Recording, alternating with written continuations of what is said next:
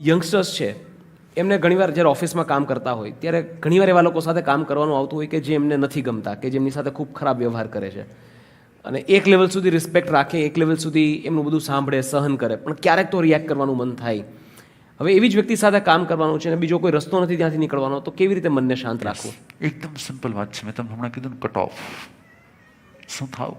Situation રહેવાની જ છે, ચેન્જ થવા નથી. તો તમે શું કરો? એ સિચ્યુએશન થોડીક વાર માટે કટ ઓફ થઈ જાઓ, પોતાને બ્રેન રેસ્ટ આપી દો. જેમ જેમ તમે બ્રેન રેસ્ટ આપશો ને, તમારી અંદરની રિએક્શનની જે સ્થિતિ છે ને, એ તમારી શું થવા લાગશે? ધીરે ધીરે ધીરે ધીરે બદલાવા લાગશે. નંબર 2,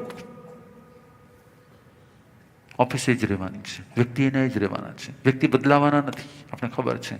પણ જો હું એને શું જોઈએ છે સમજી જાઉં ને, તો હું બદલાઈ જઈશ. અને જો હું બદલાવ ને તો મને શાંતિ જ છે.